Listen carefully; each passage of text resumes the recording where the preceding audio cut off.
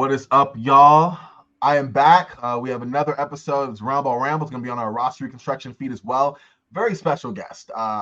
He's been on my show. This will be the third time, but with the amount of time that I've played his game and been around him, you would thought that he's been a member of my household for many years. And I'll explain more about that in a second. But sit back, relax, tune in. It is time for Roundball Ramble.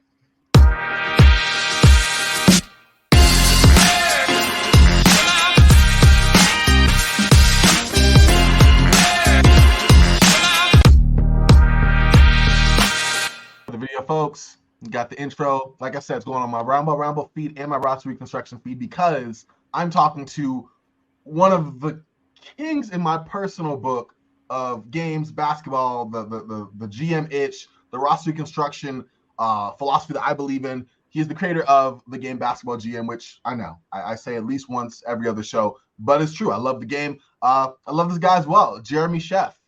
Again, long time friend here of the program. How are you doing, sir? I'm doing good, Corbin, and yeah, pleasure to be here. Definitely. I appreciate you. Like I'm really getting a personal hoot out of this. I know my friends Josh and Garrett, shout out to them, are gonna laugh about this, but like between my friends, my brothers, my girlfriend, like Basketball GM, me, my little fun, like that, this is what we do. This is what I do for a couple of years now, and it's crazy that. And your story, I mean, like I said, we talked about this before having you on the show 2 times prior, but just like the history of kind of starting and where this game has gone from where it was and where it is now from even the last time you were on the show. And so we thought it had been the 10-year anniversary of Basketball GM in its current iteration, the 15-year anniversary of Basketball GM just as a game in general. And, you know, there's been some pretty good feedback from people all over. You put your annual Reddit post out. Basically saying, hey, check out this really cool game. It's the off season. You want something to do, it's free, it's cool, check it out. And folks come in droves, and I'm always in the chat as well. Like everyone's like, this is a real game. I've lost hours of my day. I heard father stories and all sorts of craziness. Like it's really cool. And so we thought, I was like, you know what, that's like milestone time. Like, and I'm overdue having Jeremy back on the show. So reached out, we're trying to figure out how we could do a different show. And we thought, hey, 15 years, a lot of people are a testament to how good the game is and how they feel about it. Let's do a mailbag. And so we've assembled quite a bit of questions, surprisingly so, I think, right? Of questions about the game, about yourself, about the future of it, strategy, all of that. But before I even go, knee deep in this, because I am ready, can we take a moment just to share for those uninitiated, first-time listeners, what is Basketball GM? Yeah, sure. So Basketball GM, it's a video game. You play it in your web browser at basketballgm.com. So you can play it on your phone, laptop, desktop, anything. And it's a free game. You don't have to pay for anything ever. And in the game, you are the general manager of a basketball team, meaning that you do everything about running a basketball team except playing basketball. There is no playing of basketball in the game. It's about setting your roster, drafting players, trading players, signing free agents, managing the finances, all that kind of stuff. So it's similar to like the franchise mode in video games like 2K and Madden, except again, it's just that, the management mode. Definitely. And it's literally the best. I think for me, I was already playing it for a couple of years. I want to say, maybe I had known about it for a bit, but really started like playing it, say like 4 years or so ago. And then like once, and at the time I was using, there's a really cool community at Basketball GM, people who made like custom rosters and, specialty teams, all sorts of additional integration in that way. And so I was doing that for years. In fact, my first ever sim, I took like 94 Timberwolves and I made a trade for Dominique Wilkins and like won like 8 championships in a row, and I was sitting in the car while my friend was shopping. I was like, this is pretty cool. But once like 2020 came around, the integration of like real rosters, I'm an NBA junkie. I'm sure you already know this. If you're listening, y'all know this. So I immediately was like, yes, like this is it. I'm good. We're sold. Let's go. And it's just been a regular thing since then. I'm not going to share how often I will share. I play pretty much every day, a little bit here and there. It's always fun. And people, in fact, are going to ask questions about that, so we're going to get into that about the stories and stuff you can kind of make from a game that on its face looks pretty simple. And I actually love the simplicity of it, although I am a deep dive junkie and want like, oh, extra features and two ways and this, that, and the other. But like as it stands, it's nothing to be intimidated by. If you're interested in playing a game or simulating a season, whatever the case may be, you go on the website, open up the app if you want on your phone, pick a team and just kind of go from there. And walks you through, and it's really, really fun. So that's the basic bare bones Basketball GM 101. What is it? Fine. Great. But now we have the questions. And Jim, we have a bunch of different categories.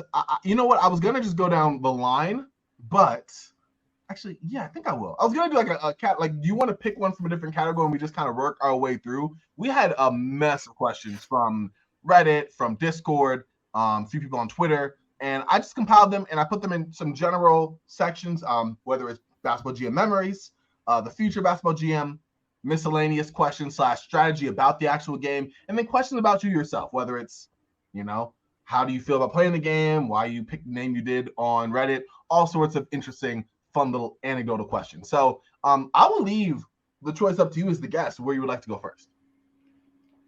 I don't know. I would say either just go through it from the top, or if you think there's a better order. I mean, you're the host, you're the podcast guy. You know I don't know what I'm doing here. Oh, no, you are fine. And you know what? I think you gave the right choice. I love being let's go crazy, but I agree. Probably working top down for my personal sake will be good. And I think I did a good job of sorting those out. So let's just do that. Yeah. We will start with probably one of the simpler names here. Shout to Will. But they asked, what was the moment like when you knew that this wasn't just a fun project, but a full-blown career? And what did people say to you when you told them you're working on your game full time? Yeah. So like it happened gradually. Like there was never like one moment when it was like, I really hit it big, or like, the user base increased by like, 100 times. It's been slowly growing over the years, the past 10 years. So yeah, it kind of like gradually, became more real to me that like, oh shit, this is actually like, getting a user base is actually making me some money. Like this could actually be, a real job.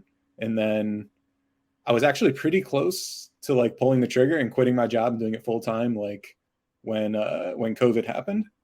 And then when COVID happened, I was kind of like, maybe it's good to have a normal job, and maybe I don't want to like immediately quit my job during the pandemic. So I like kind of like pushed it back another year, and then did it, and it felt awesome because like I'm my own boss now, and like you can't beat that. Like I can work on whatever I want whenever I want. Nobody can tell me what to do. Yeah, like it's a lot of fun. Yeah, I can only imagine the freedom of just being, like you said, able to call your own shots in that way. And also, like you said, being that it was a gradual process, working away from the point where, and you've said it before, it was like just a side hobby. Let's see, just kind of like if I can do it, and I love basketball, and let's see where it goes, to the point of like a career, basically, right? That's really cool, and that slow grind of progression.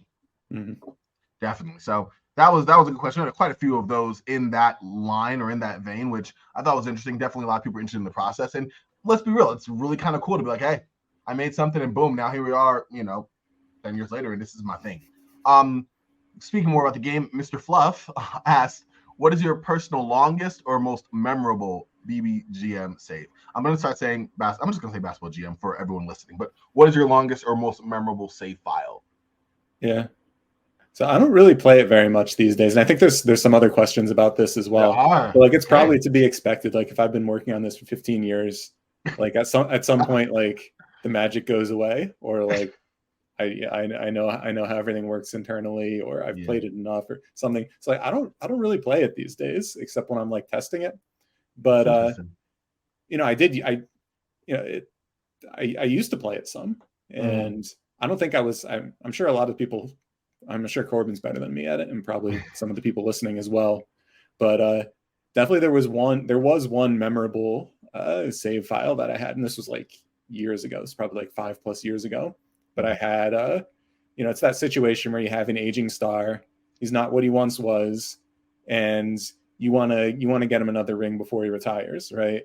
Because the optimal strategic thing would probably be to trade them away and try to rebuild or whatever. Mhm. But, you know, you get attached to these players, even You though do. they're, you know, just fictional things in a computer. It's So, true. so I want to get my guy another ring. He's, you know, the sixth man. I have like a decent team, but not spectacular. We make it to the finals. You know, it goes to game 7.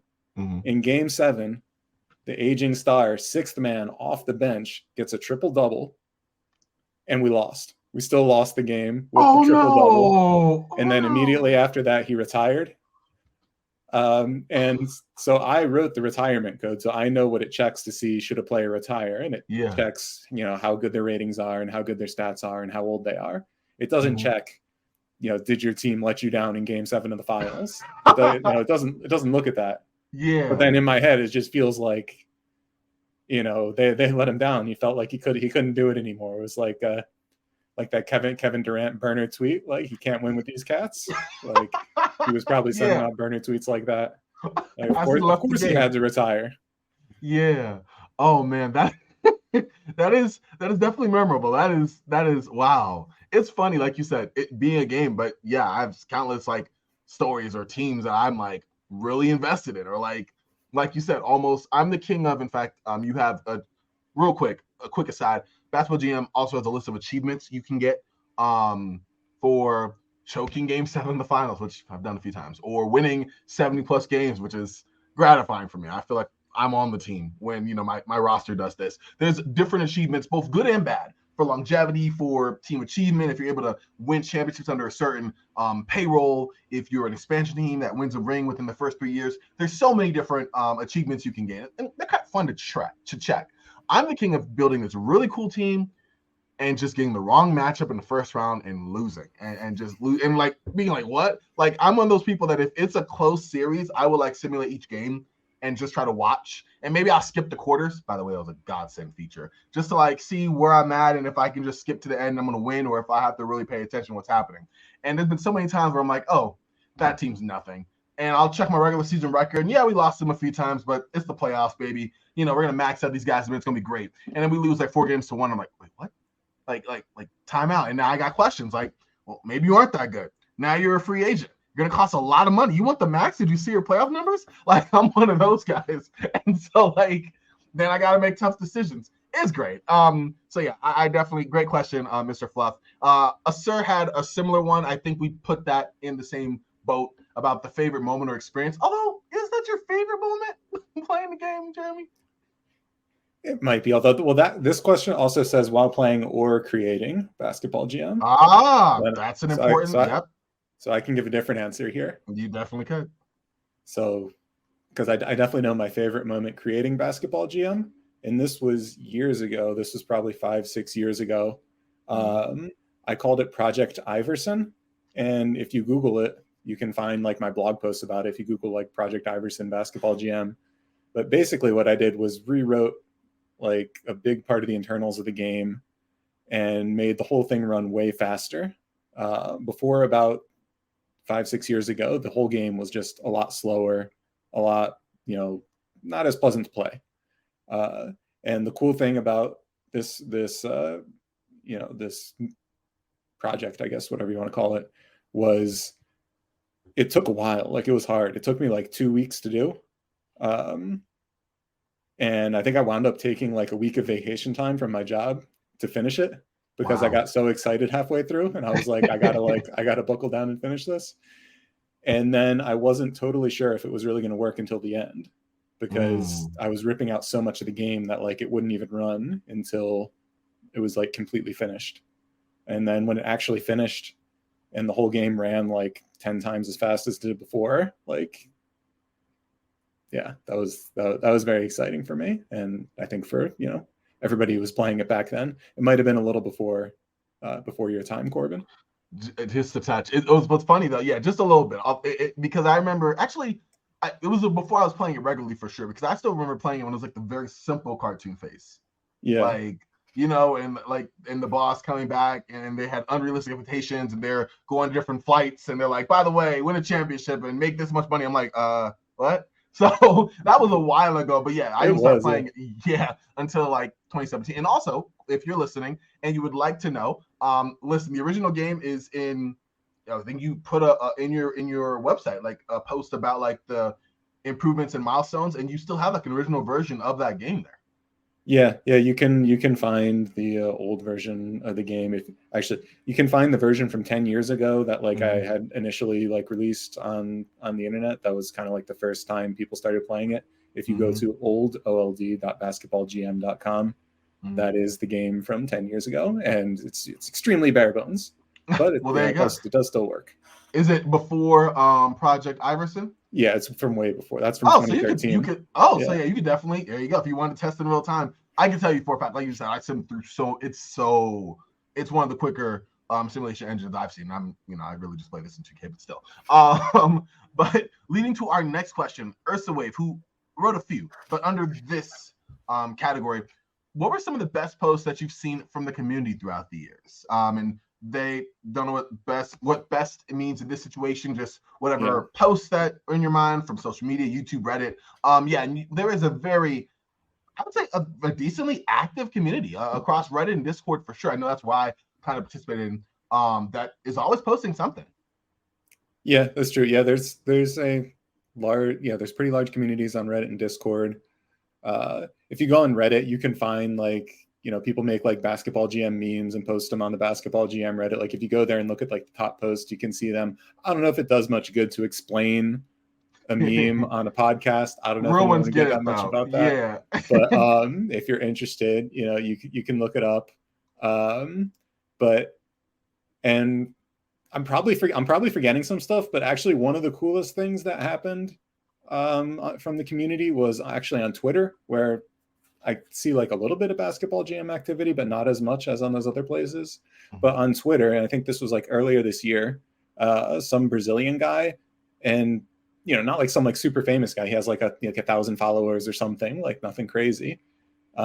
He made a really long, detailed thread about basketball GM, in Portuguese, of course, and it got like 400,000 views. And it got tons of people replying to it, and they're all in Portuguese.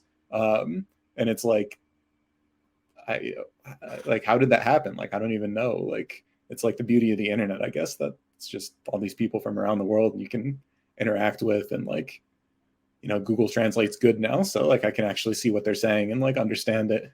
No, but, that is really cool. Yeah. Wow. Yeah, I'm telling you, the community is totally one thing. One of my funny story, one of my good friends that I've had on the show collaborate. We had never talked about basketball, and I don't know how I'd ever escaped. And we have long podcasts of like deep dive. Justin Matcham, Justin, if you're listening, love you, man.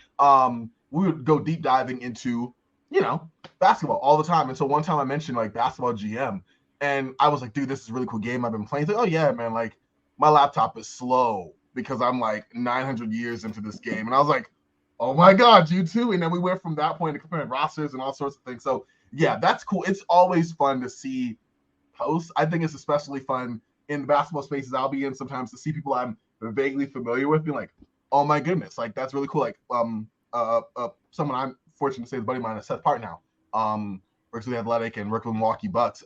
We had a funny story about that when I joined the last show about my girlfriend, the basketball, or not my girlfriend, but at the time, the date with the basketball GM phone and how bad that worked out. But then I went to a conversation about the game too, and that was fun. Say, oh yeah, it was really cool. Like the branches that can come from social media and how something can blow up in a relatively small matter of time. Yeah, and that also kind of makes me wonder. Like, I wonder like who the most famous person to play basketball GM is, because like they probably like wouldn't tell me, right? Like, it's like if you're a famous person, you don't go tell everyone.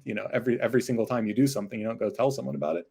But like that is true. Like just watching some of the videos on like social media recently, like you've seen stuff from like the Thompson twins, like they're like super basketball nerds. Like it's maybe. Like what are they like? Yeah, this would be right up their alley, I think. Yeah, and I do know one basketball player who I know like I've met who is familiar with the game, which was kind of cool. So that is true. Yeah. Wow. I mean, listen, one day, maybe next year, you just post it out and see, hey, anybody want to share their, and see what pops up on Twitter. You never, Twitter's still around, or X or whatever. Well, I know Kenny Beecham, KOT4Q or fourth quarter. He played it once on YouTube, but never came back to it. Oh, but man. like he's pretty famous these days. Yeah. Oh yeah. Bleacher Report, Through the Wire, definitely. That is cool though. I mean, it must. I mean, in a certain extent, I would imagine that you have some pride of seeing, a product that you put a lot of time and invested effort into, seeing reciprocated from people, not just the every person. All of us are cool, we represent, but also just like, higher stature people playing the game, being like, wow, like they appreciate this, whether it's for a minute or for an hour or for whatever. Yeah, definitely. Yeah, definitely. Wow. We kind of have Ursula threw another question. You kind of shared a story, but if you'd like to share another, that works. If not, Ursula, we talked about a little bit, but like, what are some of the top moments you had? Again, playing the game. I think you gave a pretty epic story with your retiring legend. Yeah, I did. Actually, when I read this question, made me also think of like watching other people play basketball GM. Like not that many people stream it. Some people stream it, but my favorite person who streamed it he went by the name of Sir Lane Game, and I guess I'm using the past tense because he stopped streaming a few years ago. Oh wow! Okay. Because he said like basically like I need to like focus on the real world and stop streaming video games. But he had like a bunch of like really fun streams, and like it would only be like 5-10 people watching, but like people would be in the chat, talking back and forth, and like he had like ones. And I think it was fun because he was like good at the game, but he wasn't like that good. So he would like make mistakes sometimes, and like people would talk shit to him. And like one time he built up like a super team that was, going to be a dynasty, but it spent too much money. So he got fired.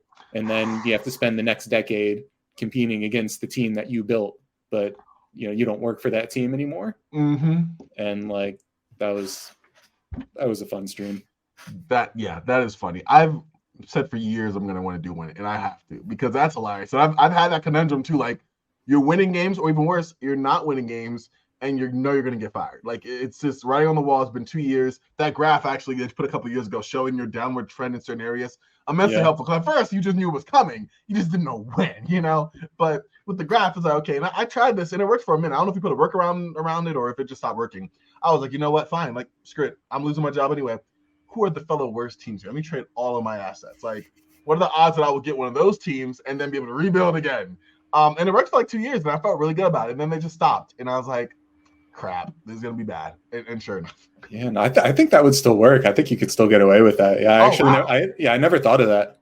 Oh, sheesh. Well, forget it. No, I'm fine. That does happen every now and again. Somebody will post on like Reddit, like, "Hey, there's this exploit I found," and then like the next day I reply like not anymore. Not even. See, that's the worst. It's good, but anti-cheese over here. I like it. So we have I'm gonna say Roxjand. Yep, Rosejand. I'm gonna go Roxjand. It's just I'm the host. RHOJAXND. Y'all know better in the comments or wherever. Y'all let me know. They had a few questions all in the same boat, but one specific to the game. In terms of developing it, what do you think has been your favorite update you've implemented in the past year? Yes, that's an easy one, because there's one feature that I really love from the past year, which was the ability to create a league from a mix of different teams. And if you go to the main page, you can click Cross Era League, and that will give you like a set of 30 random teams from like the whole history of professional basketball. But it's actually even more than that. Like, if you go into like the customize page, you can pick out individual teams. You can have like real teams versus randomly generated teams. You can have teams from other leagues you've created. You can combine them, with multiple leagues into one, or with real teams, with other new random teams. And you can also play exhibition games between any of these teams. And it opens up just a lot of possibility and a lot of storytelling and like what if scenarios, and just even just doing the default thing from the main page, like click across our league, create a new league, see what it gives you. Like, it'll give you some interesting storyline, like almost guaranteed. Listen, those are probably my three of my three favorite modes. It was the real player integration, exhibition, and cross eras, and like all of, and not in that order, but just real player first, and then the other two just in general, because like exhibition was just cool to have. I'm sure you could have done it in a league, but just to be able to play, like you said, any team. Or I'm doing a project right now, my friend Garrett Bouguet, where it's called the Best of the Rest series. And shameless plug, y'all who are listening. But for Duncan Dynasty, my friend Garrett's show, we are looking at basically every team that didn't win the championship, or every playoff contending team. That's a better way of saying it. That didn't win the championship. We've had this massive like round of 64 all the way down, and we literally just hash it out. So we did. In fact, we did one, for example, Jeremy, a couple days ago that was like, it went long. It was the 1979 Spurs versus the 2011 Bulls. And I was like, Bulls, easy. Like, next question. And, Garrett was like, don't think so. Because we're doing, the way we do it is either first, like each game, like each team, the better team, obviously they play the first two games at home. We go by the rules of that team. And then when you go back to 1979 in San Antonio, now there's no three-point line. And the Chicago Bulls offense wasn't super great in 2011. Like, the defense was great. Derrick Rose ran the ship. And I was like, okay, listen, I know their offense wasn't great, but for like 2011, it wasn't great. 1979, like, I don't know. It was interesting. And so I messed around on that, did a couple exhibitions just to like say, am I going crazy? And like, I definitely discounted George Gervin. The dude goes crazy, but I was right about the other things, so I felt good. But just things like that. And the cross eras, yeah, like you said, there's so much you can do. One of my favorite saves right now is a Minnesota Timberwolves team that I was able to. It was the 2019 or 2020. It was 2021, I think. I had Karl Towns and Anthony Edwards, and I made a trade with like Denver and got Carmelo Anthony. I think I took Ant away for that, and I made a trade with Orlando and got like Rashard Lewis and some other guys, like basically built my type of team. And if you know me, my type of team is run and gun, shoot threes, like all of that. We're actually not that bad. But again, it just opens us up to so much, especially when you have incoming draft classes you have to like worry about. And you're like, okay, I want to trade for your superstar. Okay, that's going to be a first round pick. In my mind, fine, take my first round pick because I'm going to be great. But then you go, well, who's in that draft class? Oh, like Magic Johnson. The draft is the other cool thing. Like if when you use this feature, then it'll take all the real players who are not in your league, who happen to not be selected by those like random historical teams, and then it randomizes them into the future draft classes. So then you you can see who's coming up, and like some of the players. Yeah, it is. That's probably another, like you said, it adds to the unpredictable likeness of the draft. Like, for example, I'm on mine right now. And so like the next year's draft I'm in, like, okay, they got Tim Hardaway Jr., Sam Bowie, Pat Beverly, Willie Burton, like Jeff Horner, like, okay, cool. Like, I'll trade out of that one. And then the next year is like Jalen Green, Derrick Rose, DeMar DeRozan, Jeff Teague. Okay, a little bit better. But then like 2025, LeBron James is in there. And like, mind you, after that, it's actually like pretty low. It's LeBron James, Jahlil Okafor, Scott Brooks. Yeah, Coach Scott Brooks is the player. Pretty good three-point shooter. Good passer. Roddy Bourgeois, like those guys. So like by looking at it, I'm like, okay, I know these folks. And also like, okay, I'll trade out this draft because I don't really care about it. Or like, actually, I should be putting my chips in that basket because who knows? So spent a lot of time there. But I love those features. Great question. All these are great, but that one I definitely liked. Also, you threw in another one. How far into the future is your longest league? I think we kind of touched on this just because you're developing the game, so not really playing it. So let me just amend it a little bit. How far did your longest league go? And are we talking thousands of years? And did you encounter aliens in the distant future? I never played thousands of years in the same league. I would wind up like restarting after, probably like 100 at the most. Mm-hmm. And that's probably because like back when I was actually playing it more, it would get a lot slower the longer you played. And now it still happens a little bit, but it's much better. Like you can play thousands or tens of thousands of years and it works totally fine. So like for testing, I do that. Like I'll simulate, 1,000 years or whatever, just to make sure it works, or to, test how the ratings are looking over time or something. But like, I'm not actually playing it then. And yeah, there's no aliens in it yet. That would be cool. I like, there are some rare events that happen like once every like 100,000 years or something, but like it's not as cool as aliens. I really should add some more like weird stuff that can happen. Oh yeah, I mean the community is also great about making weird additions, but you're right, that is fun. I guess like like what if there was like a Space Jam mode and like you had to pick a team to play the aliens, and then if you lose, then I don't know what would happen. Like your league is over. Like you're not allowed to play anymore. Is that that'd too be mean? nice? No, I think it'd be cool. Like you or like a mode yeah. I think that'd be kind of fun because then you're Yeah, like looking through and you have to like figure out okay, you know their ratings and I you can got see okay I gotta how write this can I down. I love it. You can see okay how can I what players can I pick to like match up and no I think that'd be fun. It's like the Thanos mode in the sense of like it can go really well and it might not go well for you, but like that's why you play the game. You know, I like that. Exactly. There you go. Great idea is born. It's great. All right. Our next category is the future of basketball GM. Had quite a few good questions here. One is from La Promised King, which I love the name. What features are you most excited about in the future, or are there things you really want to add but are hesitant because of complexity? Yeah, so this is a great question because it gets at the difficulty of adding features because Mm. every time you add something, then the game becomes more complicated. And that's true both for the people playing it and for me working on it. Like the more things that are in the game, the harder it is to, kind of have a handle on developing the game and making sure all the new features work together correctly. And like that's already kind of a challenge because there's so many settings in the game. And then like I add a new feature and then somebody's like, oh, if you use that feature with this setting, then it doesn't quite work right. And it's like so many things to test. But it's also for like gameplay. Like you mentioned this earlier that like it has kind of a simple gameplay. Like if you compare it to other sports simulation games, it's one of the most streamlined ones. I think it's one of the ones you can play the fastest. You can pick up and like learn fastest, as compared to something like Football Manager, which is like there's a lot more, detail and in some sense sophistication in that, which can be good, but it can also be bad. So it's like, what kind of game am I trying to make? And I do like how it is that it's like something you can pick up and get into pretty quickly, and still have the depth to let you like look at things and mess with a bunch of settings, look at the stats in a bunch of different ways.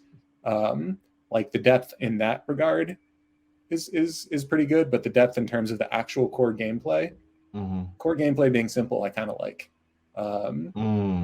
And so in terms of like stuff to add in the future, I don't know. It's hard to say.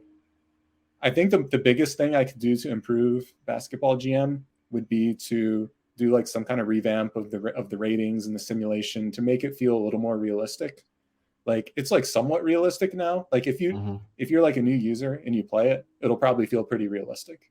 But if you play it enough, you start to see like, okay, like this doesn't really match up with how it works in reality, or like, this doesn't look quite right. And some of those like rough edges would be really nice to fix. I'm just almost kind of like nervous I'm gonna like mess up if I try to change too much. But I really want to do it at some point and try to make it feel a little more realistic. I get that for sure. No, I can only imagine, building what you've built at this point, it all being like the best Jenga game ever. And it's like you still want to tweak it. Like it can look a little better, but like you don't want to pull out something and potentially have it be a mess. So I totally understand that. Okay, so X Legend was a similar thing, I guess. Well, you already kind of answered that. So, well, he put a two-part, or they put a two-part question, what is your hope for the future basketball GM? And then, of course, seconding La Promise Prince, what is the new feature? So, since we already that you would want to add the most or are most working on, you kind of said revamping the simulation, revamping the game simulation. I guess is there any? Well, we'll save that last part down the line. But what would be your hope for the future of basketball GM? I hope it can just keep going like it's going, like keep gradually improving and hopefully gradually get more popular. Like I don't have like a grand plan for like I'm not trying to make like the biggest video game of all time. Like I'm not trying to like compete with 2K and like let's get like actual 3D graphics in there or something. Like I like how it is now that it's like it's big enough that like I can wrap my head around the whole game and I can like work on all parts of the game on my own. And then I don't really plan ahead like what I work on. Like I have like a giant list of things I would like to do, and now like Space Jam mode is on that list now as well. But like I really don't like plan what I'm gonna do until I actually start doing it. And then as soon as I finish something, I try to like release an update. Like I don't do like a big like annual release every year. So like there's usually like either nothing in development because I just released it if I finished it, or it's something small. Mm-hmm. Oh yeah, it's great. I think one of my favorite features. It's not even a feature, but you fire up the game and it's like update needs to be downloaded. I'm like, yes. I have no idea what it is yet, unless you've like already released a post on Twitter or something corresponding with it. But for the most part, it's like it could be anything from a roster update to, oh my goodness, cross era mode.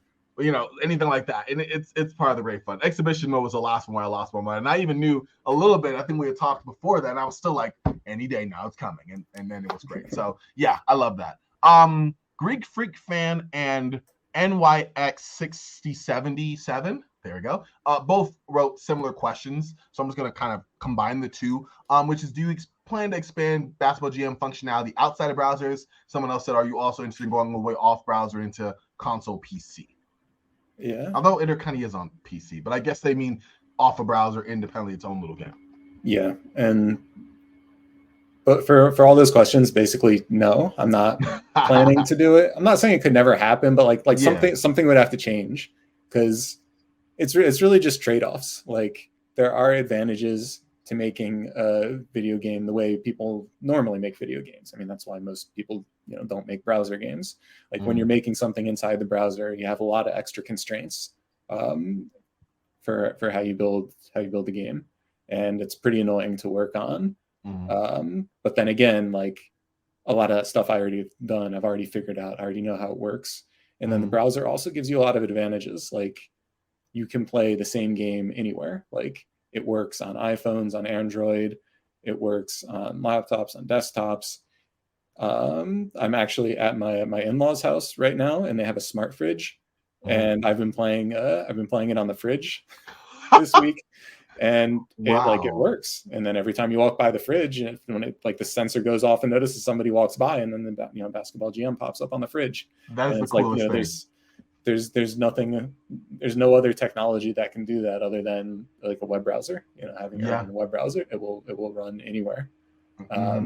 And then also, like, a lot of people will play when they're at work, or like they're in school and you just have some downtime. Yeah, like, Corbin, I don't know if you want to admit to this. Sorry, no, I don't. I'm hard at work all the time. What incriminate yourself? No, but sorry. When if you ever do have some downtime, hypothetically, lunch, it's nice. Whereas if it's some game you have to download on Steam, you pretty much can play that at home. You can't have that on your work computer.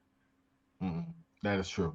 Yeah, the versatility lends itself to that for sure. And you're right. Not saying, listen, I will neither confirm or deny that I play at work, and if you didn't see the video, you'll never know. But I've also shared with people on Reddit that it is a game that if you were to play at work, it's also quite chill. Like you said, it's not something I can get as invested as I want to. I can also pull out whenever, because I'm working, or whoever is playing can do it. Speaking for anybody. And also, like you said, it's because it is versatile in that way. It's not bound to just your Xbox One or whatever. So just throwing that out there. So I definitely see that for sure. Ostipoo, what a name. They asked, will there be real players for other simulators like Football GM and Baseball GM? That wasn't asked specifically. I mean, Ostipoo asked it in this one, but I've seen that question before in other posts. So that's one that people think about. Yeah, definitely. That's probably the most common thing that people want for the other games, because so there are versions of the game for football and baseball and hockey, as well as basketball. Basketball was the original. It's the most popular, and it is the only one with real players in it. And it would be really cool to add real players to all the other sports. And the main reason I haven't done it is just because it's a lot of work, both to set it up initially and then to maintain it, as like there's roster moves. And like your data changes. And even with the basketball ones, it's like every time I go to update it, like something breaks, something changed. And it's kind of annoying to do. Then the second most popular sport for my games is football. So I would really like to do real players in football. But then the additional challenge with that is that football stats are like really, really bad for most positions. Like offensive lineman, like who was the best offensive lineman in like 1974? Like, you good luck. You have no hope. Even like the main positions, like even like a wide receiver, like it's heavily dependent on the quarterback. So, I probably will do it eventually, but when I do it for football, it's not going to be as good as the basketball ratings, because somebody would have to go in and hand edit it, and it would have to be somebody who like knows, who has scouted like every single player. Yeah. So like it's, it'd be much That's harder. a lot of work. Most definitely. For basketball, it's mostly based on stats, and basketball stats are like pretty good. Mm-hmm. There's still defense, right? It's hard to measure defense, but like offensive stats are pretty good these days. Yeah. No, and see, I'm biased because basketball is like my main sport, obviously. Like that's the thing. So when that came out, I was like, great. Like other teams, you'll get your turn. But also I can see why they would be interest in that. Excuse me. But yeah, I definitely get that. And yeah, it does come with its own challenges. Also, like even with basketball, I'm sure you can attest to, like there are times where you're playing and you're like, okay, I love real players. Like I was doing that, making or using custom rosters even when that wasn't a thing. It was just easier. I don't know why. It was easier for me to get invested in the real players. Then I had 2 or 3 like modes or 2 or 3 runs with generated players. I was like, okay, I'm with you. Like you're my guy. But for the most part, it's cool. Like rewrite NBA history or like say, okay, this guy's gonna be a star in ways that I wasn't able to do. At least personally for auto-generated players. But and where am I going with this? Lovely. But like, but one thing I could say is like, if you do, like there are times where it's like, oh, well, that player, I watched them pretty regular. Like they actually shot the 3 ball a lot better than their ratings indicate that they did, or this or that. Yeah, well, yes, because sometimes you have to remember like the player in the game like is not the actual real player. And, exactly. Yeah. Even if I'm trying to make the ratings match reality, they're never going to perfectly match reality, and it's not gonna it's not going to work exactly the same. Exactly. So, yes. In some sense, like the random players mode is like the more like pure mode, or like the a better way to play in some sense, because you don't have that. It's they're fictitious players, so like the expectation it can't be wrong. Yeah, that's true. No, that's definitely true. And I'll do it every once in a while too. But I was saying, like, even with that, I can only imagine how much harder it would be to do that for games that have statistics that are already inherently kind of flawed to a certain extent, and then want those to match up. So yeah, totally get you on that. With that being said, like it's always the Charlotte Queens for me. But moving right along to our next question. Which again, I feel like all these are kind of variations on others, but thank you all for the questions, which is one feature you've been dying to implement, but you just can't seem to figure it out. So being that you might have touched on it, maybe you could throw another one or expound on one, whichever you'd like. Yeah, sure. I think the one that, like, when it says like you can't seem to figure out, the thing that comes to mind most is trades. So like trades, I mean, they exist in the game, and to some extent they work, but if you play it enough, you can find ways to exploit the trade AI. You can find the trade AI doing unrealistic things. I think this is like a common thread in like sports video games, because I've had some people tell me like, oh, your trade AI is like the best I've seen in any sports game. And then other people tell me the trade AI is horrible. Like it's so unrealistic.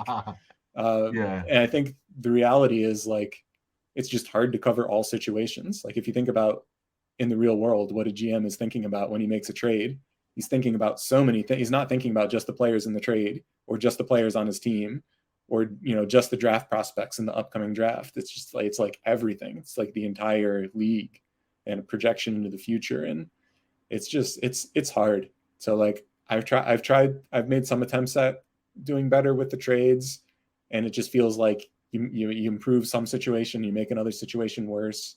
I've had other people come to me and like propose like, here, this is how, this is a formula you could use for like, or an algorithm you could use for how a team should value assets in a trade.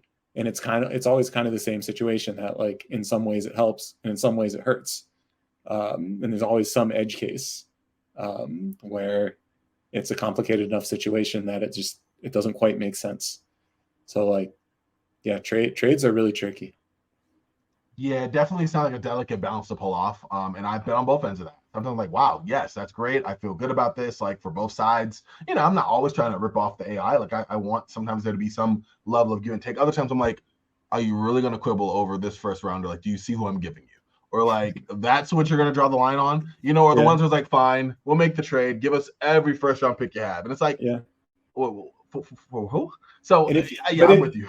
And if you can be honest with yourself, or if you just want to like role play about it more than like play the video game, if you enable God mode, you can force it to make a trade. And again, if you have to be honest with yourself, if you want to say like, yeah, this trade is fair, I'm not exploiting it, like let's just make it happen. You can overrule the trade AI and force them to make a trade. Oh yeah, for sure. I balance that because I'm also an achievement. Well, my family listens to this. I'm an achievement sucker, so I'm just I gotta go for this. Otherwise, I gotta go after all the achievements. So like that's why I balance it. But sometimes I will do God mode. Be like, I know this trade works. Then I'll just export that team, put it in a regular league. We worked around it, So I definitely am with you on that. It's fun either way, and there's always one thing again about your game is there's so many options and different ways to play. Just because you run into one wall doesn't mean that you can't find another way around it, so that's definitely cool. Luna Caramel 1 asked, have you considered using AI or Chat GPT for any new features? I have, like, not seriously, because I don't like relying on like a third-party service for like a core part of the game. Yeah. When like if you're using like Chat GPT, like they could change it whenever they want, and then you have no recourse, right? Like it's not something you can run on your own computer. So I don't really want to do it right now. If it got to the point where it was easy to run that kind of AI on your computer, then maybe I would try to integrate some stuff. Like it would be cool to like you could have it like automatically write news articles about stuff, or make like fake social media posts, or generate storylines, or come up with like this player's some like personality type stories of this player feels this way, that player feels that way. There's definitely potential there, and I know people are working on those types of AIs in video games. Then there's probably going to be a bunch of them in the near future. Yeah, but I haven't really done anything with it yet. Yeah, that's cool. Good question. Yeah, I'm big on, like you said, I love looking at the news feed, and so that's actually my one thing where someone's like, I wish there was more news just for me to see other people's leagues, and see what's going on. I don't know if AI. I don't know.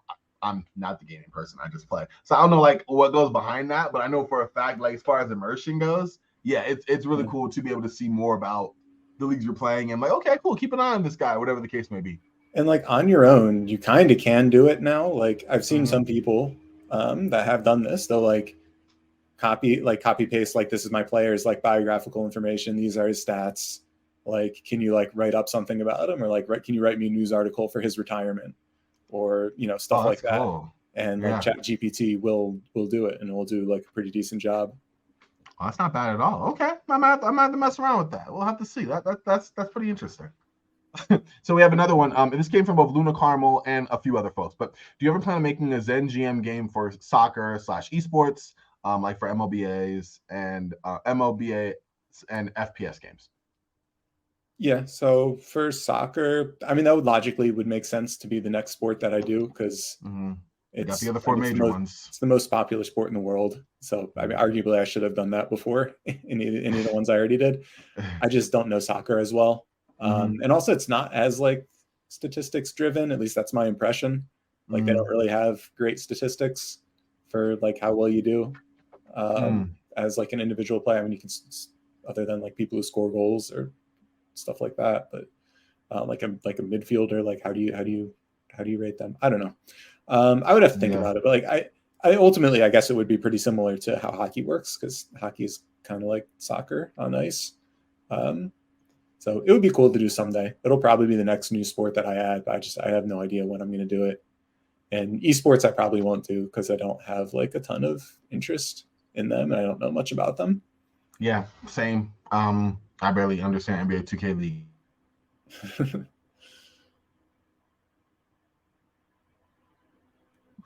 Muted myself. There we go. Definitely interesting though. And I know a lot of people ask about soccer specifically, so that's always something like to note. This is my question, because I put this in there. And I put, okay, so I said, when are we getting a coaching feature? And I even put not even a coaching feature specifically, because like, yeah, it'd be cool and great and everything, but like even like a basic offensive defense strategy edition. And the reason why I made a note to share this is because of the way I construct my teams, right? So what I like about it, it's almost like the 2K conundrum, where you build a if you play 2K. don't like the way 2K plays. I don't. I talk myself into it because it looks decent and like I want to play every once in a while or be behind the controls, but then the shot meter or something throws me off. But then the problem is if I build a team the way I want to and have no control over it, then I'm just losing every game.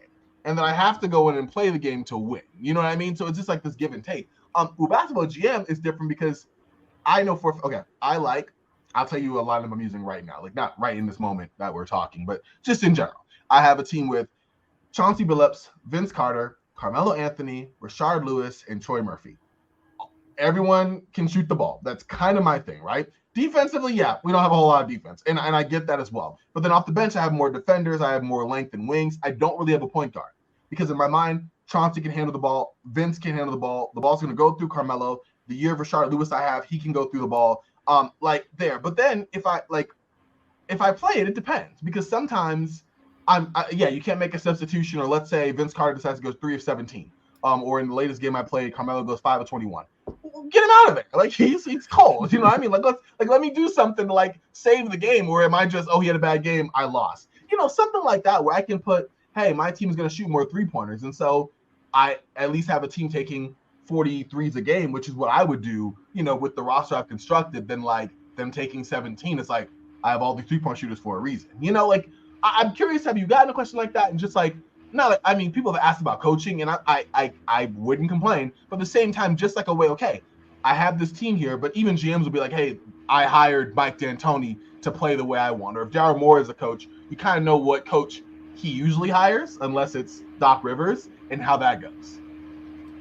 Yeah, so yeah, definitely it would be a cool feature. I absolutely should add it to the game. Mm-hmm. And it's kind of like almost ridiculous it's not in the game yet.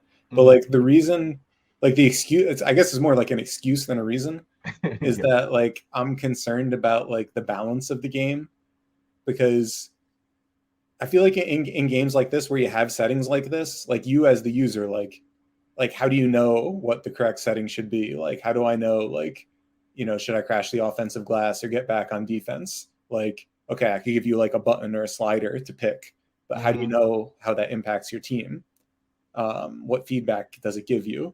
And how do I make it so that it's not the same answer every time? As in like it needs to be the right balance of like certain types of teams will do well in some situations. Certain type of teams will do better in another situation. Yeah. And that's a little tricky because I think a lot of times in these types of games, there'll be like one like master strategy that like, you know, this is how you play. And this is, you know, this is the best. And not even just sports games, just like, you know, like what's the best gun to use in a shooter game, or like whatever, like in a strategy game, like, you know, when do you attack, you know, in StarCraft or something. So it's tricky to get the balance right. And that's basically why I haven't done it. And also like the AI needs to be able to do it as well, right? Because the AI, you're going to be playing against the AI. So the AI needs to be able to do a decent job. And not make it like too easy that I can go in I have a bunch of good rebounders, therefore I should turn up offensive rebounding, and then I just win every game because the AI doesn't know how to deal with it. Yeah, so I see what you mean. I think it's harder to do well than a lot of people would think, but that still is kind of just an excuse because it is possible to do well. Like, you know, other you know, other video games have things like this, and you know they work. It's just I don't know when I'm actually going to try to do it, but okay. Look, I encourage you, my friend. Please, I appreciate. I thank you for the insight on that, because I was always curious, and I was like, yeah, because it's one of those things I can forget about when I'm playing or watching the play-by-play or something, and I'm like, for example, I know about a smaller team where I play small. I'm going to get out rebounded. I was like, you can't out rebound me and outscore me if my guys are like if there's a philosophy in place to say, other than like, okay, I'm playing Carmelo heavy minutes, which I can do, but if he's cold, then that's negated. Like it would be very easy. I could add a slider, say like, you know, how much do you want to focus on rebounding? How much do you want to shoot threes? You know, do you want to play fast or slow? It would be easy to add those, but then to have it work well in terms of the gameplay and the balance is the hard part.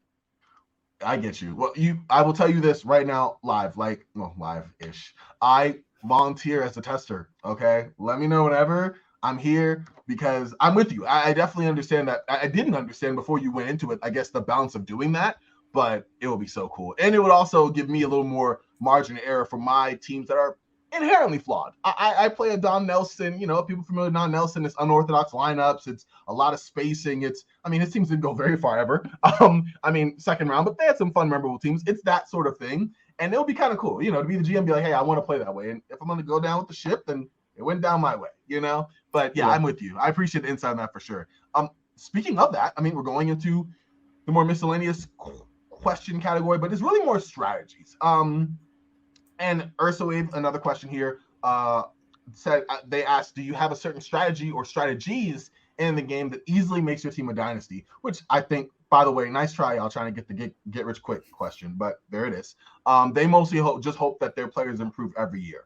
That part I actually agree with. I'm just joking. It was a good question, but I do a lot of it is okay. And I've had this before. My player's 27. In fact, I just did this yesterday. My player's 27. We just won a championship. You're on a big contract. I'm under the gun because of financial numbers. Another key member of this team is a free agent. They're younger, potentially going to get better. You're probably going to get worse. So I need to trade you right now, or hope that you can stay the same, or hope that my other younger guys improve. A lot of it is, and I guess that's real life too, and chance on who's developing, who's not. But it definitely feels to hinge a little more on will they develop or not, or what goes into that. Yeah. And so in basketball GM, you only have a limited control over that. It's not like, in 2K, you can send people to training camp or whatever. In basketball GM, it's kind of assumed okay, you're the GM of the team. You don't need to tell the guy to go practice his jump shot. He knows to go practice his jump shot. That's not how it works in the real world. So whether a player improves or declines in the real world largely is just is kind of, did you get lucky or not? It's really hard to predict. And that was kind of, that was Sam Hinkie's whole thing with trust the process. And, his idea was, I can't just get one good prospect and know he's going to turn out. I need to get 5 of them. And then maybe out of 5, 2 of them are going to turn into stars. And it pretty much did work out in reality. And that's a valid strategy for playing basketball GM. It's kind of like a trust the process simulator that you can't guarantee that your number 1 pick is going to succeed. If you want to guarantee success, you need to have a bunch of talented young players. If your whole roster is good young prospects, you're almost guaranteed success because some of them are going to improve. You're not going to have all 15 great young players all be busts. Regress. Yeah. But if you only have 3 good young players, they might all be busts. So that's kind of the way to, guarantee success. But of course, how do you actually assemble that team is, it can be easier said than done. To actually get all those draft picks and all those young talented players. Yeah, no, that's definitely true. I will say one strategy: don't get too attached, because I do every time I play. I have a player or two that I'm nope, gotta keep them. This is who I'm riding with. And then if they regress, or I could trade them for more value, and now they're whatever the case may be, it's hard, And sometimes those players are exactly the ones that the other teams want to part with to get the draft picks that you want to build with. So yeah, that's a fun question. That's a good answer there as well. Quiet Penguin question. They start their leagues in 1987. You can tell that their intro to basketball was The Last Dance. That's what they shared. It seems like the modern game is much more about 3-pointers than back then. It also seems to be reflected in basketball GM as well. Is this true, or just a random generator of luck? If it is true, how do you counter a strong team built mainly around 3-point shooters? So how do you counter my team? But I could tell you, but I'll let you tell. Yeah, well, hey, you might know better than me. We'll see. So in a real players league, it is pre-programmed to have the tendencies change over time to reflect how play style changes. And that's in terms of how, 3-point shooting, free throw shooting, pace, how those stats have changed since, because this goes all the way back to, the old days, 1947 is the first year, something like that. 46, And the game was a completely different game. They played super fast, super fast, and nobody could shoot. The shooting percentages were garbage. So yeah, like that's kind of baked in that you will see the statistics evolve similar to how they did in reality. You can disable that as well, and you can go into the settings and customize it. And if you're starting a new league, if you go into the settings, there's like a game simulation setting. You could say like you could either customize all the different like values for like what should the pace be, what should the 3-point shooting tendency be. You can also pick like a preset, like you could say like I want it to play like 2004, and then it'll set all the settings to feel like 2004. And to the question of how do you counter a team built around strong 3-point shooters, I think it's kind of the same answer as in the real world, which is that you kind of can't. You got to fight fire with fire. Like you got to have your own like 3-point shooters, because three is more than two. Like there's only so much you can do to defend the 3-point shot. Yeah, if you're in like the modern era, you got to have shooters. Otherwise, yeah, it's gonna be a challenge. Yeah, no, absolutely. I find also like it's true. I think also like what I found in my experience in that is like if the defense and you do have, I like that you have addition of like defensive stats and you're able to see, okay, like Scottie Pippen, for example, he has an interior defender tag. He has a perimeter defender tag. You have a few of those guys, and then let's just say it, and it happens. Regression, one night we're knocking down threes. I think the team I just won the championship with recently, we were number 1 in threes the last 2 years. And then we had a series where they just weren't going down. And I was like, what is going on? And we lost. It was a superior defensive team, and we didn't make our shots. So you said it. Like you could have it where if you have to match it, or the other team could go 2018 Game 7 Houston Rockets and them's the breaks. So yeah, definitely. Again, you're talking to the creator of the game. The strategy is top notch here. But that was another great question. We have another one from Luna Carmel, which is they want you to talk about what inspired you to allow for large jumps in the overall ability of players from year to year, and what was the process coming up with the probabilities behind this feature? I definitely like this question because you do see players out the woodwork. They went from like a Jimmy Butler, or even a Kawhi, or some guys where they were like, you have steady progression, and you have those guys who just pop, and now all of a sudden they're like, where'd that come from? Yeah, and I think that's one of the things. Like I was talking before about like some things are not as realistic as I would like. And I think this is one of them, that it's too common in basketball GM that you see either somebody with like a big improvement or a big decline in 1 year. It's just generally more variable in basketball GM than it is in reality. And that's actually not really my intention. Like my intention would be for it to be more realistic. It just kind of like accidentally happened this way. And like the process for doing that is, well, this is probably why it happened this way, is that the process for doing this is not the sophisticated thing. It's really just like tuning it by hand to try to make it work how I think it should work based on like my knowledge of basketball. And so, my knowledge of basketball may not be perfect, but then also, I'm not gonna program it perfectly. And that's something that I would like to revise. And yeah, I don't know. Like I've tried playing around with some things to try to make it more realistic, and I haven't quite found something that works quite right yet. But it is an area I would like to revise. Definitely get that. It's something in the woodwork, and that makes sense. I definitely am with you on that. And again, it's from what you described so far, it is a delicate process. Of course, it is just making a game, but also balancing a very human game, and unpredictability that it can occur with that. So definitely with you on there. They asked another question as well. You kind of touched on it, but I'm just going to spell it out. Have you ever considered adding a graphical representation of the match engine? For example, a second overtime simulation of a match using circles as players or something. Yeah, and it would definitely be cool. I'm definitely not going to do it soon, and I might never do it. Like the way the simulation works now, it doesn't simulate in that level of detail. Like it's not simulating the location of every player on the court. It's simulating more like the outcomes, like who takes the shot, what kind of shot is it, who's the defender, but it's not tracking where every single player is, every single dribble, every single pass. And if I did that, it would be more difficult. It would probably also be slower. So I'm not sure if it would actually be better. It would be really cool to be able to, show a graphical representation.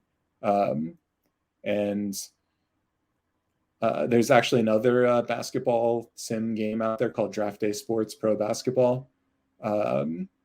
And they actually do have this feature where you can watch the match live, and it'll have like a little, top down, like you can see where the players are moving and where the ball's moving. And I haven't actually played it enough to say how good it is, but yeah, if people want to check out another game, go for it. There you go. Definitely understand that for sure. That leads us to our final category. This is questions about dumb matter. In fact, I'm gonna let you attack that first. When people go, "Who is dumb matter?" The Promise Prince asked, Why did you choose dumb matter as your name? That is what you go by on Reddit. I think on all your other social media platforms. Well, not Twitter, but yeah. Explain more about that. Yeah. So I don't know if it's actually a good name. It's probably kind of a not a good name, but that's what I have. So whatever, I'm going with it. So I picked it years ago because it came from a sci-fi novel called Accelerando by Charles Stross, which is like one of those like far future like AI like singularity type of type of thing. And in that novel, dumb matter referred to all matter that was not like maximally used for like computational purposes, like it hadn't been like fully leveraged by the AI to compute things. And so right now that would describe everything, including our current computers and also us humans, that we are not maximally good at computing right now. So I thought it's like kind of cool that like little tongue in cheek fun. We're very primitive creatures compared to what might come in the future. That is true. Sobering thought, but also I see where you put the fun there for sure. Nomi54 asks, you've created games involving the 4 big American sports, but which of these sports do you follow? And what about games outside of those 4? Do you follow, for example, college sports? Yeah, so yeah, basketball is my number one, which you might imagine because that's why I made Basketball GM. Yeah. And yeah, I'm like kind of both like a Sixers and a Bulls fan. And yeah, for college, I'm like a Rutgers fan because I went to Rutgers. By the way, if people aren't aware, like Rutgers is going to be in like 2 or 3 years, like Rutgers is going to be like crazy good. Like we got like one of the top prospects. We got like the number 2 prospects, and like we might get the number 1 prospect as well, which is kind of absurd because like that doesn't usually happen at Rutgers. Anyway, that's pretty neat. Keep an eye out for that in a couple of years. Okay. And yeah, like I also like other sports. I'm probably more of like a casual fan at this point, like football, baseball, soccer, hockey as well. Like I'll watch them like sometimes, but like I don't know every player, I don't know every stat, I don't watch every game. Like I don't pay attention in the off season. Like I pretty much just am like a real fan of basketball, and the other ones I'm like a casual. Like I check it out every now and again. I like it, but yeah, I don't know. When I was a kid, I was like super into baseball. So I used to be like a baseball super fan, but yeah, now I'm just a casual, and yeah, I don't really have like favorite teams in those sports. Even I'll just be like, I just want to see a good game, and just want to enjoy it. That makes sense. I think when you do as much, I mean, let's be real, like you are actively working on a basketball video game first and foremost, right? So you can kind of lump you in with someone who's into basketball as much as like we are. It's a lot of energy invested in that. I mean, you'd maybe do it for a different reason than myself in terms of like ratings and such, but yeah, it's a lot. It's true, and yeah, well, I can use that as an excuse too. Sometimes, like if I'm just like I'm watching like a baseball game in like the middle of the day, sometime. Yeah, my wife will walk by, like what are you doing? And I'm like, this is research. Like this is for my job. Like I have to watch. Yeah, I need to know. You're right. Like, look at my mentions on exactly. No, that's funny. Like, it's true, but it's also like, it's funny. Yeah, but it's true, and it's also like, hey, if I'm putting that much focus on one thing inherently, unless I have endless amounts of energy and attention to give, or really dedicated to this other sport as well, it's hard to do it. I mean, I follow football and baseball definitely casually, but like I'm so into basketball so much, even that sometimes is a lot, you know? So yeah, I couldn't imagine, but very good question as well. A few people were very curious about your sports and interest in sports outside of basketball GM because you love basketball, it's kind of there. The next one, let's go Stross 2017. Your thoughts on the coolest logos? I assume that they're referring to your logos in the game, of course. Yeah. And there's a bunch of good ones now, and we actually just got I just got some new ones like last week or 2 weeks ago or something. Yeah. But I think my favorite one is one of the old ones, one of the original ones, which is the New York Bankers. I just like it's basically like the logo is a banker, like somebody, he's like going bald, he's like kind of fat, and he has this kind of like evil facial expression, like this like evil grin. I'm just kidding. Yeah, something like that. Yeah. And then if you look very closely, his eyes are red. Oh, did not know that. It's just like something like demonic about him. I don't know. Yeah, I mean, sheesh. I think it fits very well. He's a very scary, mascot they could have. Like, I think that would be a cool, like, real sports team in New York, if they ever wanted to do that. And yes, I kind of like that one. But yeah, there's a bunch of cool ones. No, they really are a bunch of cool ones for sure. I mean, I was in Arizona for a while, so the Phoenix Vultures was pretty cool. Charlotte Queens for me. In fact, I'm always mad that I have to, like, it's not inherently part of the game because I think you made it for the Charlotte Hornets before we were able to, like, using real logo, so it's not actually part of the Random Players League teams. So like you have to like customize it. It's just so if you start a new Random Players League, the default set of teams are like teams that I picked. So like, it's not like the same teams that like the NBA uses or something. But you can customize it. You can pick the teams you want. But I think, by default, some of the smaller markets are out, and some of like like we have a team in Seattle. Obviously, I mean, there's a team in Mexico City. That is cool. Yeah, Tampa. Yeah, but also like the San Antonio Churros is always a fun one. I've seen on a shirt once. I think it was on Reddit or something. Yeah, I think so. Somebody made his own San Antonio Churros shirt and wore it to a Spurs game. That is cool. That's very meta. Very cool. Yeah, that is neat. I like that. And then also the Minneapolis Blizzard. Like, something about that picture, I just like it. Almost reminds me of a Sonic game, actually. But yeah. So those are some good ones. I definitely like yours as well. I mean, as someone who makes them, are you someone who, like, this is my additional add-on to that question, but you look at these logos and you're like, well, like, obviously they all look good, but you're like, ooh, like, that's nice. Do you get a moment where you're like, that's pretty dope? Yeah, I get it, like, pretty much all that. So like, I don't make the logos because I can't like, I don't have that kind of skill. But I've been using the same artist to make pretty much all of them since the beginning. Oh wow! And when he started doing it, like, I found him on Reddit. He was just posting like shit he made on Reddit, like, random like sports logo, like, logos that he made.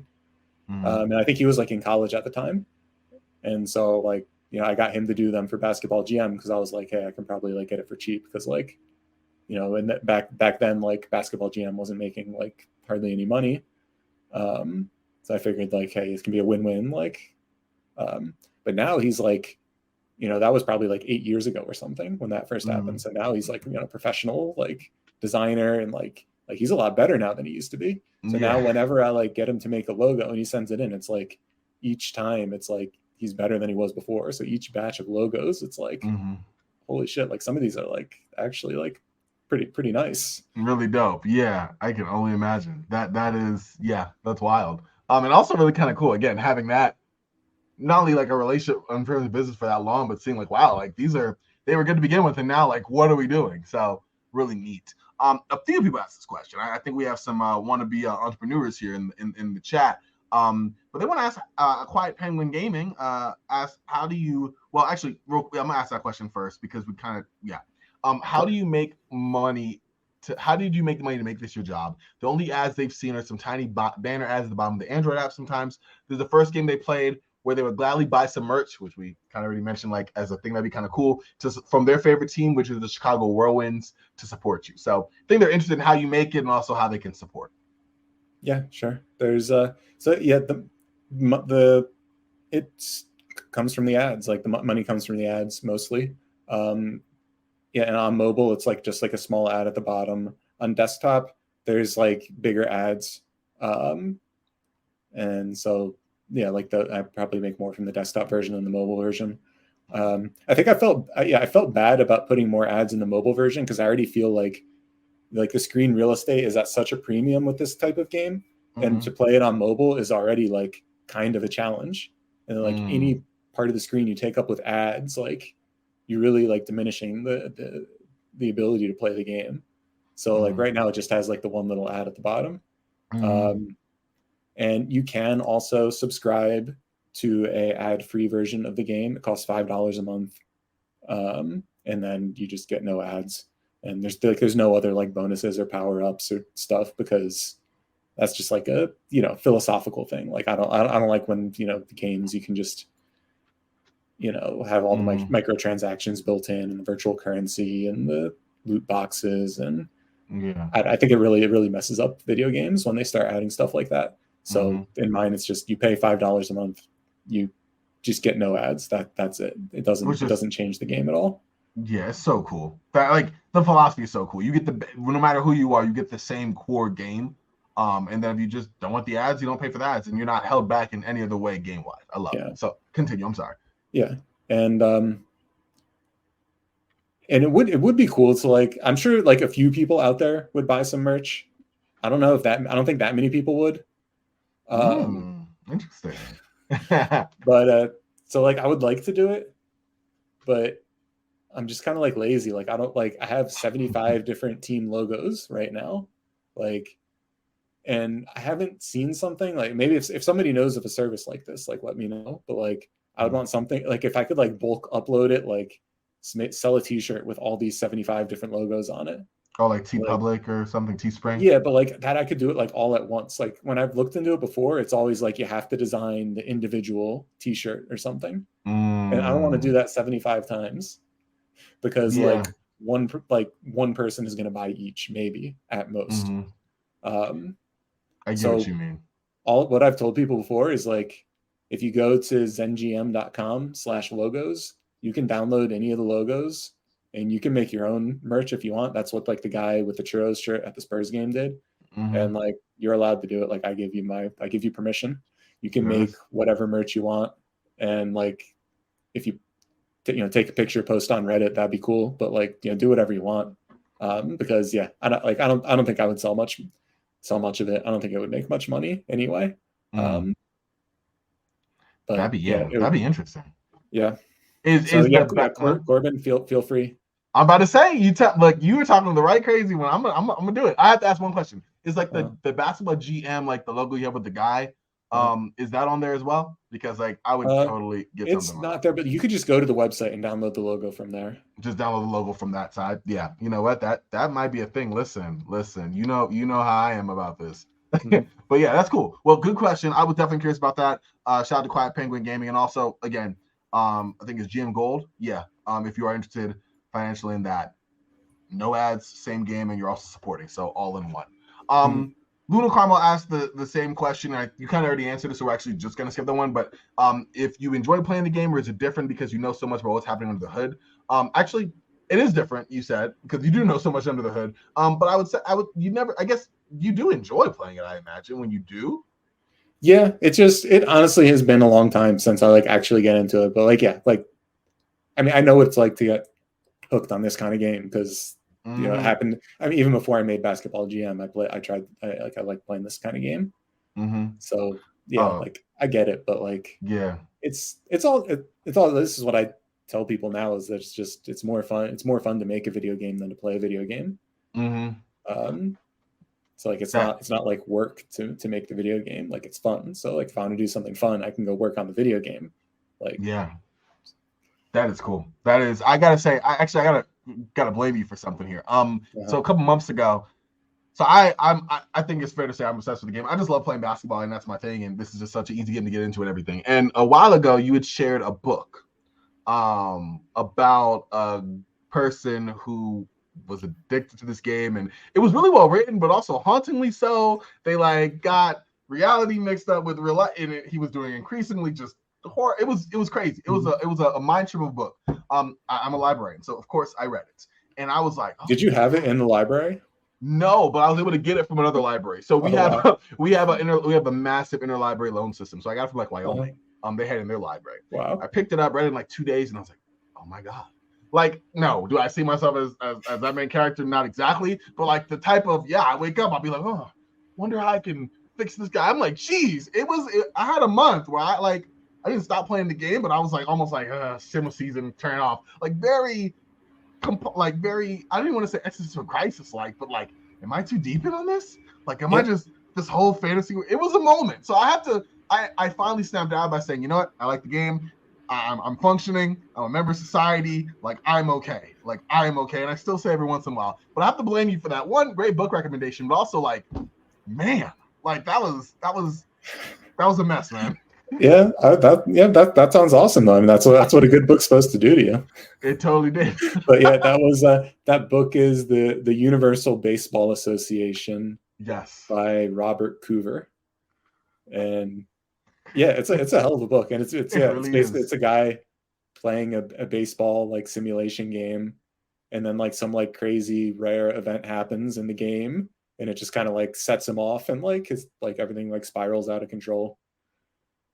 It's wild, and it also like perfectly like it described in a way. And again, it was crazy because the writer put so much detail of baseball in there for someone.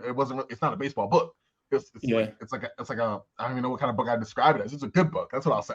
But like in doing it, it leads, and especially as he goes deeper into his, for lack of a better word, madness, like the fantasy that you have to utilize as a person to like construct these storylines and immerse yourself in the game can also be the very thing that takes you away from the story of your actual life. Like it was wild. And so like for me, like I'm big. I'm not like writing them down in a book or anything, but like I keep 3 leagues at a time because there's only so much I get invested in. Like I want to. I'm like really focused. I have my players and everything. And when I read it, I was like, oh shit, excuse my French, but like, oh dang, like hold up now, like let's calm down here, like you know. So that was and whenever you bring up like the simulation and just like I go back to that. So thank you, and also I'm mad, but I'm not at like that recommendation because that made it come to earth moment for me. Yeah, that's awesome. Yeah, I love that book. It's a great book. Like this happened a few times that somebody will tell me that they actually read it based on my recommendation, and like, yeah, I don't know. It's just really cool. It really is. It was really cool, really wild, and yeah, it definitely the way I looked at games, but especially those types of games that you are creating the world yourself more in a different light. Unstuck in Time asked a similar question. I forgotten about that. Looping back in. Not how much you play yourself. You've already answered that. How do you like to play? That's probably the question that we can zero in on. When you do, whenever, or when you did rather, did you like real? Do you like random? Do you like long leagues? Do you like short challenges? Do you prefer basketball GM? Are you a football GM guy? I think we know the answer to that last one. But like, how do you enjoy playing or simulating it? Yeah, definitely prefer playing basketball to the other ones. I think mostly because like there's fewer players per team, so it's like kind of like a more streamlined playing. Like that just goes to like my preference. I know some people feel the opposite, and I actually like random players better than real players, basically because what I said before. Then you don't have any like expectation that like it needs to be a certain way. Like if you can like take the time to get into it, it almost makes it feel more immersive because there's no like. You know, you don't have to suspend your disbelief ever.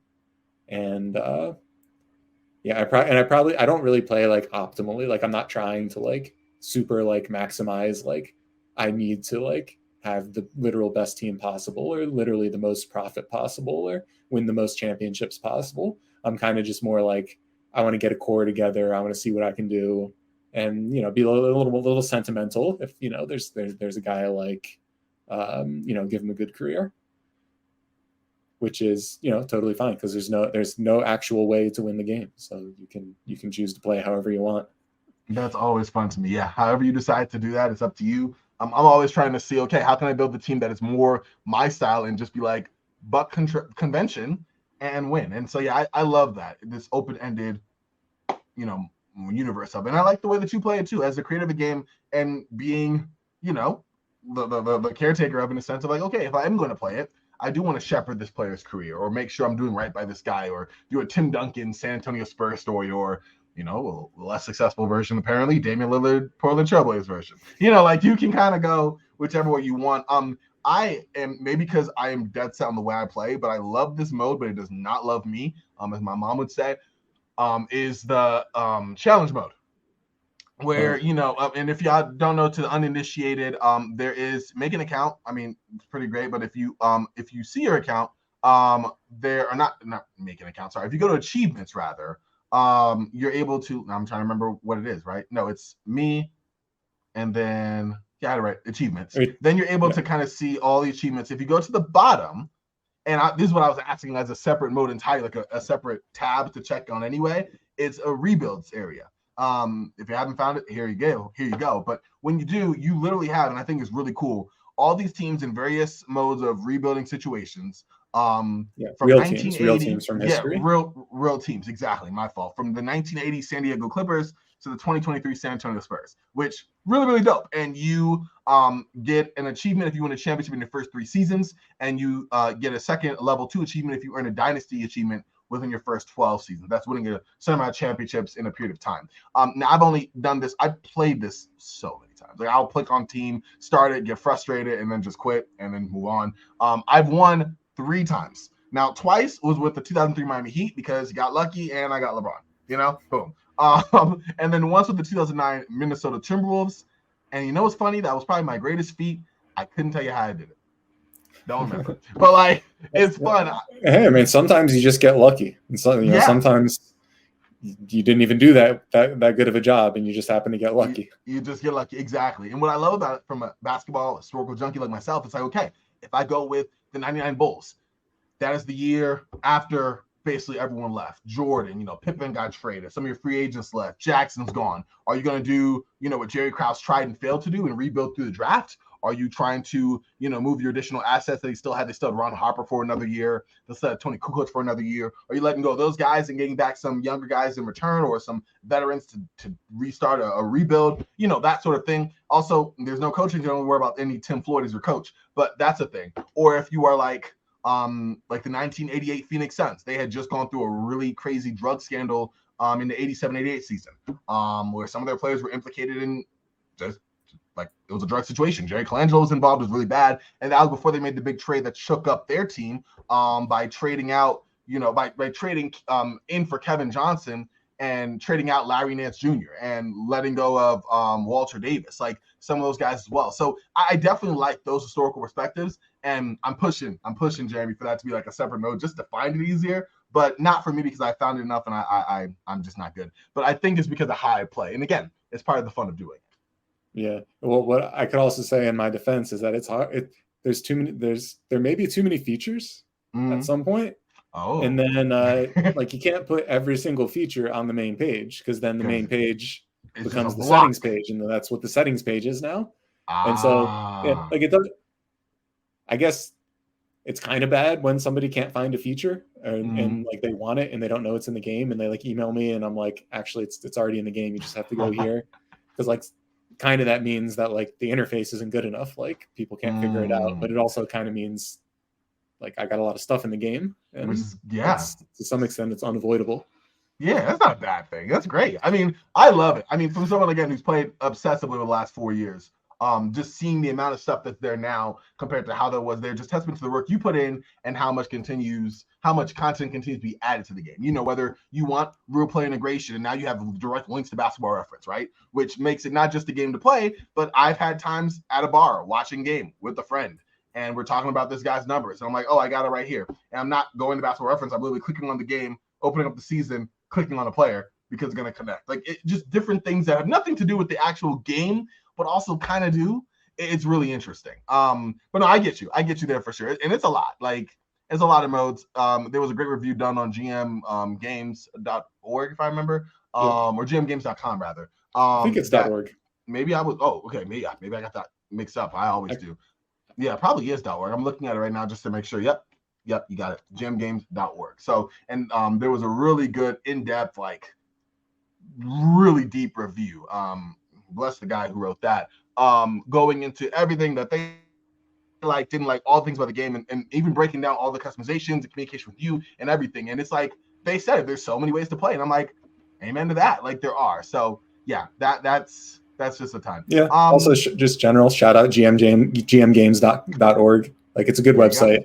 They had like if you like these kind of games, like it's basically a database and reviews and like a forum and a Discord for all these kinds of games for every sport, including like old ones from the 90s and like cool. Yeah, I don't know, it goes pretty deep, but yeah, it's a cool website. And that's pretty neat that that's even a thing. So definitely shout out to them, because I'm one of those people. I watch their YouTube channels for sure. I won't play, like I'm only into basketball, and sadly outside of like Draft Day Sports, which I've shout out to them, it's a different game than what I'm looking for in terms of how I play. But like they're like 2K, but that's really kind of it. They're not like 2K in the bad way. Let me not say that. They're like 2K, and like in my mind, there's 3 different basketball games. There's Basketball GM, Draft Day Sports, NBA 2K. Boom. 2K. Listen, I have a very complicated relationship with that game. But since I'm just into basketball, like I'm not really gonna play out of the park baseball, or I'm not going to play Draft Day Sports College. Like that doesn't interest me. But it does interest me to watch it and kind of see, how people build a team, like the basics of that. So no, shout out to them for sure. Great team, great content. And yeah, the Discord's pretty good too. I'm just more in a basketball vein, and there's shockingly little of that out there for me. It feels like. Speaking of games and video games, our last question by La Promise King. What are your favorite sports games or video games in general? Yeah, sure. Sports games. I don't really play sports games anymore. I used to play like every sports game. Like when I was a kid, I had on Sega Genesis, I had Madden 94 and NBA Live 95. And like I was like super into those. I had some like ESPN baseball game too. But these days I kind of don't really play any sports games. Like the last one I was into was like 2K, but even that was like 10 years ago or something. So it's probably like pretty different now. Yeah, and in terms of other video games, like video games in general, I really like Breath of the Wild, the Zelda game. I haven't played the new one yet. I really need to get that, and I heard it's really good and get into that. I really liked Resident Evil 4. I played that back when it was on the Wii, and like it's just, I don't know, it was just cool. Like you're pointing the thing and shooting, and I'm usually not into like horror games and shooting games, but like it's really well done. And then of course, the all-time greatest video game of all time, Civilization 4. Okay, I'm not surprised you. Yeah, specifically Civilization 4. Some the other ones in the series are good. Other games in the genre are good, but it's like Civilization 4. That's where it's at. I've probably played that game more than any other game, and it just has a lot of depth. It's really well balanced. Great game. I like it. Well, I gotta say, thank you again, Jeremy, for taking the time. Every time that we do this, because like every 2 years or so at this point, I feel like we did, just about somewhere in there. Yeah, year and a half. It's always a fun time. Obviously, I'm able to anyone, and that's what I love about you as well. Just real quick shout out to you, not only for the game, which is great, and like you just taking the time, obviously on the podcast, but like in general, you're really good in the community in terms of like answering questions and just being active. And everyone says that, so it's not just me saying that, but like. Really appreciate. It's really cool to have. Also, related to that, if for people who have listened all the way through the podcast, if you have questions that I didn't answer on the podcast, if you post it on Reddit or Twitter or Discord, I will, or email me. I will probably answer. Especially if you tag me on it, if you really want me to answer. Yeah, you don't have to wait until the next podcast. No, you don't. In fact, I'm gonna put that in the description both for this pod and when I share it on Twitter, all the things, because that's true. Like you reach out with a question, comment. I mean, I've had, and it's really cool and also really neat to have a time where you could be like, hey, can X, Y, and Z happen? Or is this a feature? Or like, I remember I was about to go on a trip and I was playing exhibition mode and had like a bunch of things I wanted to like line up for research for a podcast I was doing, and it wasn't counting my assists. Like the exhibition games weren't doing assists, and I was like, that's weird. And then I came to you, and like literally the next patch, it was fixed, and I was like, oh my goodness. Like it's something to be said to have. Like that's a cool feeling for anyone, but also to know that someone's actually listening, that the game is a game for everyone, and that it's something that like, hey, if it's something I can do and I'm in the mood to do it and I'm able to help you with it, then like we can make that happen. So just want to say shout out to you, obviously, for just giving all of us crazy basketball people things to get into. Yeah. Yeah, really appreciate you. Yeah. I know I was a whole bunch of like, yeah, you know, there you are. I don't know how to respond. Yeah, I don't know what to say. But yeah, just thanks. I don't know. Yeah, it's cool to hear. But yeah, it's funny. I always love your reaction when people are like showing their whole like, and there's some crazy stories. The game helped me through X, Y, Z, and then you're like, well, that's really cool. Like, thank you. And I'm like, I don't know if he like in terms of how do you feel when you take all that in? It's probably a lot. I can only imagine. I'd be like, yeah. You know, I'm saving one life at a time, but like, but no, it's fun. But real quick, Jeremy, again, thank you for your time. I know the show went long, classic Roundball Ramble fashion. Share one more time for the good folks. I'll put in the description where they can find you, what you're doing, stay up to date with all of your things. Yeah, I mean, Basketball GM is at basketballgm.com. You can actually use a dash or no dash. I own both of them. And you can also go to zengm.com, zengm.com, and that's where you'll find links to all my other games. And at the bottom of the page there's links to all the social media accounts. Mainly like Reddit and Discord are where you'll find the most people. So yeah, check it out if you're interested. Definitely make sure to do that. Like I said, I can't go anymore. We've literally done an hour and a half of how good the game is, how cool Jeremy is, all of that. Listen, you can check me out as well. Find me on Twitter at CorbinNBA if you're so inclined. CORBANNBA. You can also find me on Instagram, same handle there, although really it's Twitter or X rather. That's where it's at least in the meantime, between time until it goes down. If it does, that's where I'll be. As far as stuff coming up here, listen, we are still in the dog days of the NBA offseason, so definitely excited to do my 30-year draft retrospective project. That should be coming out soon. Still doing research on that, of which the game has been helpful. Starting in 1993 and going up to 2023, I will be evaluating every draft, what was cool, what wasn't, reaches, all the things with the guests, and then we'll do a fun little project where we'll do a 10-player or 7-player rather draft of that class. We'll pick players and build a team, put that on Twitter, have people vote for it. Just a fun little exercise and a way to test the depth of each class. So like 1993, actually not that bad, right? But got a little shallow. You had Nick Van Exel, Jamal Mashburn, and Penny Hardaway, Isaiah Ryder. You had some decent fellas. And then if you play like 2013, good luck. So definitely going to be some fun there. That'll come out soon. Also, I have another podcast dropping that I've done recently with my friends Josh and Garrett.